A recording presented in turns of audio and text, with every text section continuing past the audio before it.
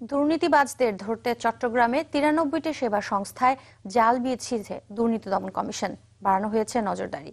সেই সাথে নানা অভিযোগ মিলেছে এমন কর্মকর্তা কর্মচারীদের দুর্নীতির অনুসন্ধান চলছে। খতিয়ে দেখা হচ্ছে তাদের সম্পদও। এর মধ্যে কাস্টম হাউসের অন্তত 12 কর্মকর্তাও রয়েছেন যাদের বিরুদ্ধে সম্প্রতি ঘুষ আদায় সহ নানা অভিযোগ মিলেছে। ফখরুল ইসলামের রিপোর্ট।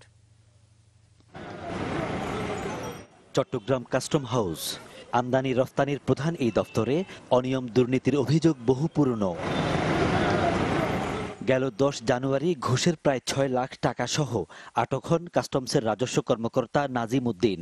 দুদক জানিয়েছে দুর্নীতির গুরুত্বপূর্ণ তথ্য মিলেছে তার কাছ থেকে। তথ্য অনুযায়ী ঘুষের টাকাগুলো যাওয়ার কথা আরও 4-5 কর্মকর্তার পকেটে। সব মিলে এই ঘটনার সাথে বিভিন্ন পর্যায়ের 10-12 কর্মকর্তার সম্পৃক্ততা খতিয়ে দেখছে দুদক। এই টাকাগুলো কিভাবে আসলো, কে কে কে টাকা রাখলো বা সে এই টাকাগুলো কোথায় পৌঁছে দিত, তো সেটা আসলে কিছু তথ্য আমরা পেয়েছি, আরও তথ্যের প্রয়োজন আছে। শুধু এই রাজস্ব আহরণকারী প্রতিষ্ঠানটিই নয়, ঘুষ দুর্নীতির বহু অভিযোগ চট্টগ্রামের 93টি সেবা সংস্থা প্রতিষ্ঠানের কতিপয় কর্মকর্তা কর্মচারীর বিরুদ্ধে। সংশ্লিষ্টরা জানিয়েছেন দুর্নীতিবাজদের ধরতে এসব প্রতিষ্ঠানে ইতিমধ্যে জাল বিছিয়েছে দুদক।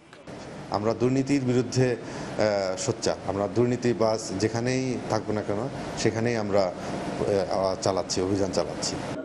তবে বিশ্লেষকরা বলছেন সরকারি কর্মকর্তা কর্মচারীদের আটক করতে ঊর্ধ্বতন কর্তৃপক্ষের অনুমতির বিষয়টি শিথিল করা জরুরি।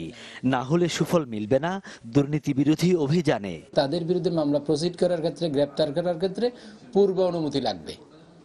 এটা দেশে এইরকম দ্বিচারিতা আইনের ক্ষেত্রে এটা একদম কল্পনার অতীত একটা সুশাসন যদি দাবি করি, গণতন্ত্র দাবি করি, সেখানে এটা চলতে পারে না। কারণ সাধারণ সমস্ত দেশের মানুষ আইনের ঊর্ধ্বে কেউ নয়। চট্টগ্রাম মহানগরে এখন 54টি দুর্নীতির মামলা তদন্ত করছে দুদক, আর অনুসন্ধান চলছে 82টির। ফখরুল ইসলাম, চ্যানেল 24, চট্টগ্রাম।